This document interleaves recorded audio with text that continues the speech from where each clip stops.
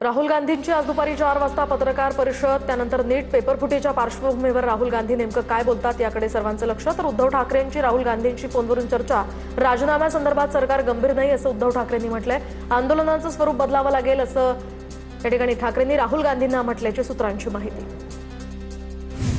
शरद पवार आणि सुप्रिया सुळे पंतप्रधान नरेंद्र मोदींची संसद भवनात त्यांनी भेट घेतली आहे. सीजेपीच्या आंदोलनाचा मुद्दा पवारांनी मोदींकडे मांडल्याची सूत्रांची माहिती. तर विद्यार्थ्यांवरील गुन्हे मागे घेता येतील का यावरही बैठकीत चर्चा झाल्याची सूत्रांची माहिती. तर काल पवार सुळेंनी जंतर मंतरवर आंदोलकांशी भेट घेत त्यांच्याशी संवाद साधला होता. शरद पवारांच्या मध्यस्थीनं मोदींना शहाणपण सुचलं तर चांगलीच गोष्ट. शरद पवार मोदींच्या भेटीवर राजू शेट्टींची प्रतिक्रिया. तर पेपरफुटीतील आरोपी आरएसएस आणि भाजपच्या जवळचे, त्यामुळे कारवाई केली नाही तर सरकार सुद्धा आरोपी असेल, राजू शेट्टींचा आरोप. शरद पवारांच्या निवेदनातनं मोदींनी धर्मेंद्र प्रधानांचा राजीनामा घेतला तर विद्यार्थ्यांसाठी चांगलीच गोष्ट. शरद पवार आणि नरेंद्र मोदींच्या भेटीवर रासपच्या महादेव जानकरांची प्रतिक्रिया. बैठकीसाठी कोणत्याही नेत्याच्या घरी जाणार नाही, जंतर मंतरवर बैठक झाली पाहिजे. सरकारच्या शिष्टमंडळासोबतच्या भेटीसंदर्भात सीजेपीच्या सौरव दास यांची भूमिका.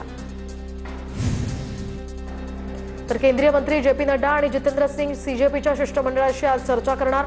दोन्ही नेते जंतर मंतरवर शिष्टमंडळाशी चर्चा करणार. आजच्या चर्चेमध्ये कोणता निर्णय होतो ते पाहणं महत्त्वाचं. जंतर मंतरवर आंदोलकांची गर्दी. भर पावसात विद्यार्थ्यांचं आंदोलन सुरू. महिनाभरापासून अभिजित दिपकेंचा दिल्लीमध्ये ठिय्या. तर शिक्षण मंत्र्यांच्या राजीनाम्याच्या मागणीवर आंदोलक ठाम. राजधानी दिल्लीमध्ये सीजेपीच्या आंदोलनाचा भडका.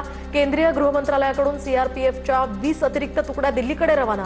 एका तुकडीमध्ये 100 असे एकूण 2000 सीआरपीएफचे जवान दिल्लीमध्ये सुरक्षेसाठी तैनात होणार. सीजेपीच्या आंदोलनामध्ये पोलिसांनी छर्यांची बंदूक म्हणजेच पॅलेट गन वापरली.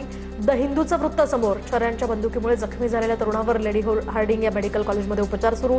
द हिंदू वृत्त समोर. दरम्यान आंदोलनामध्ये छर्यांच्या बंदुकीचा वापर नाही, दिल्ली पोलिसांचं स्पष्टीकरण. दिल्लीमध्ये आंदोलक कोर्टाचा सुनावणीस नकार. आमचा वेळ वाया घालवू नका, आम्हाला कोणतेही व्हिडिओ बघायचे नाहीत. सरन्यायाधीश सूर्यकांत दास यांचं याचिकेवरील सुनावणी दरम्यान भाष्य. तर दिल्ली मेट्रोचे 16 स्थानकं पुढील सूचना मिळेपर्यंत बंद राहणार. सीजेपीच्या आंदोलनामुळे आणि सुरक्षेच्या कारणास्तव मेट्रो स्थानकं बंद ठेवण्याचा हा निर्णय. बिहारच्या पाटण्यामध्ये विद्यार्थी आंदोलकांवर लाठीचार्ज. तर दिल्लीतील लाठीचार्जच्या निषेधार्थ करण्यात आलं आंदोलन. आंदोलकांना पांगवण्यासाठी पाण्याचा माराही करण्यात आला.